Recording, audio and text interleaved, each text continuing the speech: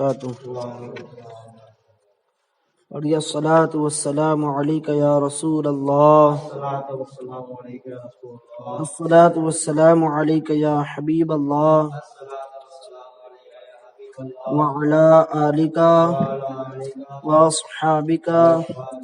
یا نور اللہ صلی اللہ تعالی علیہ وسلم۔ میرے پیارے آقا صلی اللہ تعالی علیہ وسلم کے پیارے دیوانوں، آئیے آج انشاءاللہ عز و جل ہم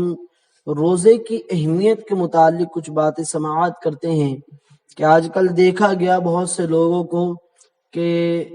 شرعی عذر نہ ہونے کے باوجود لوگ روزہ ترک کر دیتے ہیں۔ اچھے ہوتے ہیں، کھاتے پیتے ہیں، اچھے خاصے ہٹے کٹے ہوتے ہیں، طاقت و قوت والے ہوتے ہیں، اس کے باوجود رمضان المبارک کے روزوں کو ترک کر دیتے ہیں، اس وجہ سے کہ کسی کو کچھ کھانے کی لت ہوتی ہے، تو اس وجہ سے کوئی کہتا ہے کہ ہمیں پانی کی شدت کی پیاس برداشت نہیں ہوتی، کوئی کہتا ہے کہ ہمیں بھوک برداشت نہیں ہوتی، کوئی کہتا ہے کہ گرمی بہت زیادہ اس لیے روزہ ترک کر دیتے ہیں۔ تو یاد رکھیں یہ ایسے عذر ہے کہ یہ چلے گے نہیں، شریعت کی نظر میں ان عذر کی اہمیت نہیں ہے، کیونکہ یہ عذر معنی ہی نہیں رکھتے۔ تو ایک روزے کی اہمیت کیا ہے وہ آئیے ہم حدیث مبارکہ سے سماعت کرتے ہیں کہ حضرت ابو ہریرہ رضی اللہ تعالیٰ عنہ سے روایت ہے کہ حضور رحمت عالم صلی اللہ تعالیٰ علیہ وسلم نے ارشاد فرمایا کہ بغیر عذر شرعی کے جس نے رمضان کا ایک روزہ بھی چھوڑا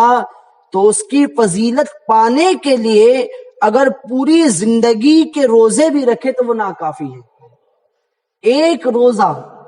ایک روزہ اگر کوئی جان بوجھ کر کے بغیر عذر شرعی کے چھوڑ دے تو وہ ساری زندگی بھی اگر روزہ رکھتا رہے اس نیت سے کہ میں اس رمضان کے چھوٹے ہوئے روزے کی جو ہے تو فضیلت پا سکوں گا، تو وہ ہرگز اس کی فضیلت پا نہیں سکے گا جو ایک بار رمضان کا روزہ اس نے جان بوجھ کر کے چھوڑ دیا ہے۔ پتہ چلا کہ اگر کسی نے رمضان کا ایک روزہ بلا عذر شرعی چھوڑ دیا تو اب زندگی بھر روزہ رکھے تو اس ایک روزے کے برابر نہ ہوگا جو رمضان کا اس نے ترک کیا تھا۔ اور کیونکہ ماہ رمضان المبارک کا جو مقام و مرتبہ حاصل ہے وہ دوسرے مہینے کو کہاں حاصل ہے۔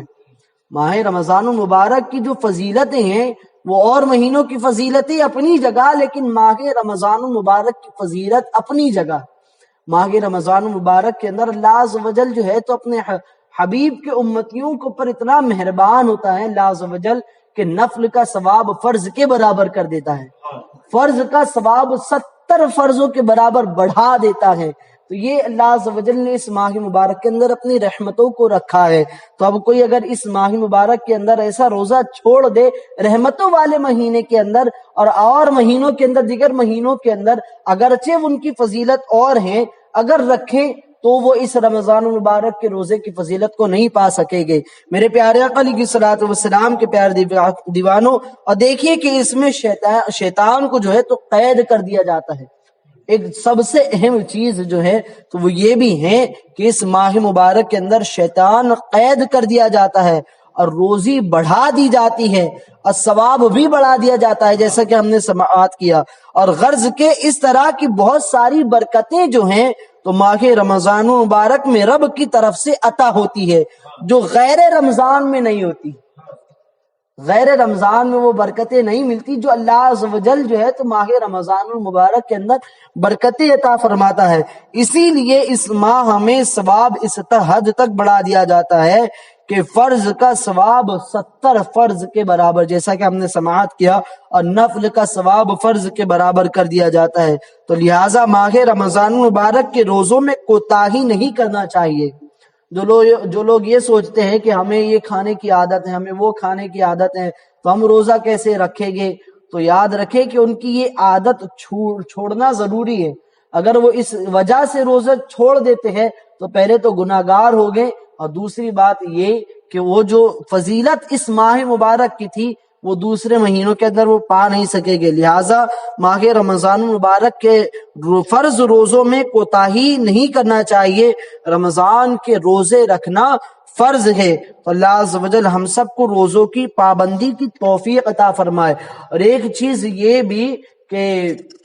اگر کوئی شخص جان بوجھ کر کے روزوں کو چھوڑتا ہے تو اس کے اوپر جو ہے تو ایک حکم یہاں تک کہ لگتا ہے کہ اگر حکم شرعی، اگر حکومت جو ہے تو مسلمانوں کی ہو اور جو ہے تو شریعت کے قانون چلتا ہو تو اس میں اس کو قتل کرنے کا حکم آ جاتا ہے۔ ایک حکم ایسا بھی لگتا ہے رمضان کے روزے ترک کرنے پر۔ تو میرے پیارے آقا علیہ الصلوۃ والسلام کے پیارے دیوانوں، اور ایک چیز یہ بھی ہے کہ حضرت ابو مسعود غفاری رضی اللہ تعالیٰ عنہ سے ایک طویل حدیث روایت ہے کہ اس میں حضور رحمت عالم صلی اللہ علیہ وسلم نے فرمایا کہ اگر بندوں کو معلوم ہوتا کہ رمضان کیا چیز ہے، اگر بندوں کو یہ چیز معلوم ہوتی کہ رمضان کیا چیز ہے تو میری امت یہ تمنا کرتی کہ کاش کہ پورا سال رمضان ہوتا،